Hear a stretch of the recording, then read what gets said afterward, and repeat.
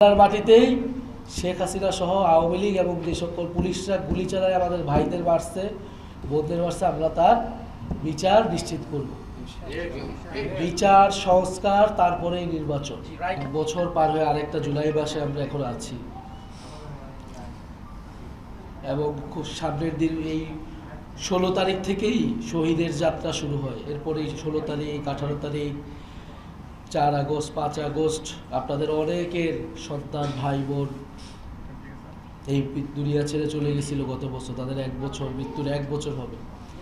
এই জুলাই গণঅভ্যুত্থানের 1 বছর পূর্তিতে আমরা সারা দেশে পদযাত্রা করতেছি, মানুষের কাছে যাচ্ছি, শহীদ পরিবারদের কাছে যাইতেছি।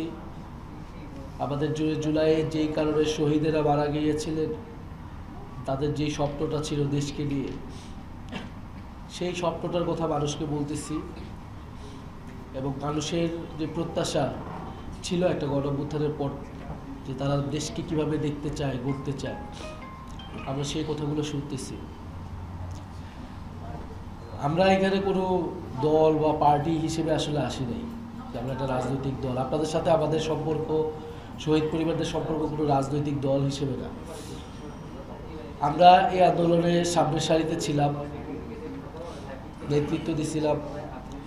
আমাদেরকে গুম করা হয়েছিল, ডিবি অফিসে ধরে নিয়ে গেছিল, মৃত্যু আমাদেরও হইতে পারত। সেই সময়টা এরকম ছিল যে গুলিটা যদি আরেকটু ডান সাইড দিয়ে যেত, তাহলে আরেকজনের মৃত্যু হইত। তাহলে আমরা মনে করি যে আপনাদের সাথে আমাদের সেই সম্পর্কটা দল মত নির্বিশেষে সবকিছুর ঊর্ধ্বে গিয়ে হচ্ছে শহীদ পরিবারদের সাথে আমাদের একটা আত্মার সম্পর্ক। আমরা একটা পরিবার এবং আমরা সেই জুলাই গণঅভ্যুত্থানে আমরা আহ্বান করছিলাম, যখন আমাদের উপর গুলি চালানো হইতেছিল ছাত্রদের উপরে, তখন সারা দেশের মানুষকে আমরা আহ্বান করছিলাম আমাদেরকে বাঁচান, দেশটাকে বাঁচান। সেই আহ্বানের সাড়া দিয়ে নিজের বিবেকবোধ থেকে আপনাদের সন্তানেরা, আপনাদের পরিবারের সদস্যরা রাস্তায় নেমে আসছিল এবং তারা দেশের জন্য শহীদ হয়েছে, স্বাধীনতার জন্য শহীদ হয়েছে। আল্লাহ তাদের শহীদি মর্যাদা দিক। বাংলাদেশের মানুষ যুগ যুগ ধরে তাদেরকে মনে রাখবে। এই যে একটা 16 বছরের স্বৈরাচার ফ্যাসিস্ট সরকার ছিল, যেখানে মানুষ কথা বলতে পারতো না, মানুষের কোনো অধিকার ছিল না, জুলুম হয়েছে 16 বছর ধরে। সেই জুলুমের হাত থেকে রক্ষা করছে নিজেদের জীবন দিয়ে, রক্ত দিয়ে এই শহীদ, যারা শহীদ হয়েছেন তারা। তো আমরা আজকের দিনে তাদেরকে স্মরণ করতেছি এবং আমরা জানি যে আপনাদের পরিবারের যে ক্ষতি হয়েছে, আপনাদের পৃথিবীর যা কিছু এনে দেওয়া হোক, আপনাদের সেই ক্ষতি কখনোই পূরণ হবে না। এই ক্ষতি পূরণ করার সাধ্য পৃথিবীর কারো নাই। একটা মানুষের জীবন কখনোই কোনো কিছুর বিনিময়ে ফেরত দেওয়া যায় না, পূরণ হয় নাই সেই ক্ষতি। কিন্তু আপনারা মনে করবেন যে আপনাদের সন্তানেরা, পরিবার সদস্যরা দেশের জন্য শহীদ হয়েছেন, মানুষের মুক্তির জন্য শহীদ হয়েছেন, নতুন করে স্বাধীনতার জন্য শহীদ হয়েছেন। ফেরাউনও চিরকাল ক্ষমতায় থাকতে পারে নাই। স্বৈর শাসকদের কখনো না কখনো পতন হয়। ফলে এবারও সেই ফেরাউনের পতন হয়েছে। আমরা এখন চাই যে যেই কারণে শহীদরা মারা গেলেন, তাদের যে আকাঙ্ক্ষা, যে একটা নতুন স্বাধীন দেশ, সুন্দর দেশ, যেখানে আর স্বৈরাচার থাকবে না, সেরকম একটা দেশ গড়ার জন্য, সেটার জন্য হয়তো আমাদের আরও সংগ্রাম করতে হবে। আমরা সেটার জন্যই দল করছি। কিন্তু যেটা বললাম, আপনাদের সাথে আমাদের সম্পর্ক দলের বাইরে গিয়ে আপনাদের সাথে আমাদের এই সম্পর্ক। আমরা আপনাদের পাশে সবসময় থাকতে চাই।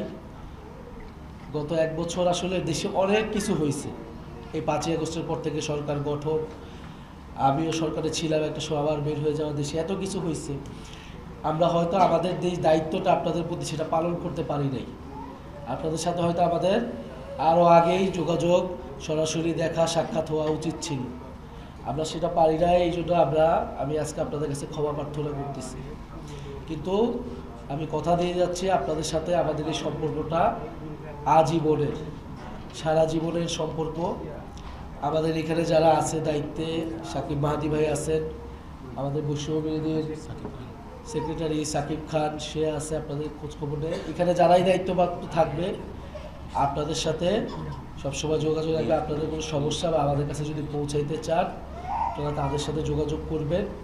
আমরা আমাদের সাধ্যমতো সর্বোচ্চ চেষ্টা করব আপনাদের পাশে থাকার। না, এটাই আমরা অবশ্যই সেটা আমরা দায়িত্ব মনে করি। আমরা আপনাদের দেখভাল করা, আপনাদের পাশে থাকা, এটা আমাদের কর্তব্য। আপনাদের লাশ উঠানোর কথা ওরা বলছেন, আমরা অবশ্যই এটা দেখব, কথা বলবো যাতে এটা কোনোভাবেই না হয় এবং পরিবারের অনুমতি ব্যক্তিকে। আর এছাড়া আপনাদের যে মামলার বিষয়গুলো আছে এটা আমরা তদারকি করব। আপনারা জানেন সারা দেশে মামলা নিয়ে অনেক ঝামেলা হয়েছে। আসলে এই মামলাগুলো নিয়ে বাণিজ্য হয়েছে এবং বিভিন্ন জায়গায় পুলিশ আসামি ছেড়ে দিছে, বিভিন্ন জায়গায় কোর্টে তাদেরকে জামিন দেওয়া হয়েছে। কারণ এখনও স্বৈরাচারের দোসররা বিভিন্ন জায়গায় আছে। আবার অনেকে স্বৈরাচারের সেই ফ্যাসিস্ট লোকদেরকে আবার পুনর্বাসনেও সহায়তা করতেছে। কিন্তু যা কিছু হয়ে যাক, আমরা অবশ্যই এই যে যারা গণহত্যা করছে, গুলি করে হত্যা করছে, আমরা তাদের বিচার নিশ্চিত করব। এই বাংলার মাটিতেই শেখ হাসিনা সহ আওয়ামী লীগ এবং যে সকল পুলিশরা গুলি চালায় আমাদের ভাইদের মারছে, বোনদের মারছে, আমরা তার বিচার নিশ্চিত করব। বিচার, সংস্কার, তারপরেই নির্বাচন।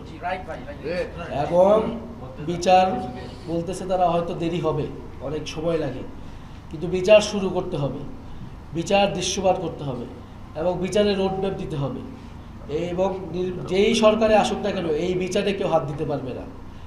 এবং এই শহীদ পরিবার যারা আছে, আহত যারা আছে, তাদের রাজনৈতিক নিরাপত্তা, সামাজিক নিরাপত্তা, অর্থনৈতিক নিরাপত্তার ব্যবস্থা বাংলাদেশ রাষ্ট্রের করতে হবে। এটা শুধু এই সরকারের না, বাংলাদেশের আগামীতে যেই সরকারই আসুক না কেন এই পরিবারগুলোর নিরাপত্তা, সেটার জন্য আমরা জুলাই ঘোষণাপত্রের কথা বলতেছি। যে জুলাই ঘোষণাপত্রে শহীদদের মর্যাদার কথা থাকবে, এই পরিবারগুলোর কথা থাকবে এবং সেটা সংবিধানে যুক্ত করা হবে।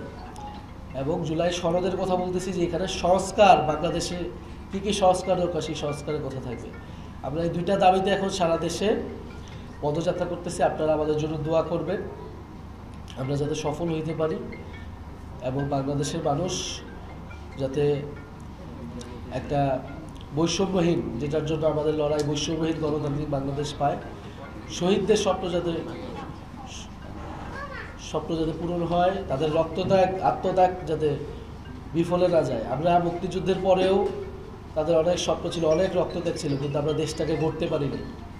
আমরা চাই 24শে গণঅভ্যুত্থানে যে হাজারের উপরে মানুষ মারা গেছে, এইবার যাতে আমাদের সেই আত্মত্যাগ সফল হয়।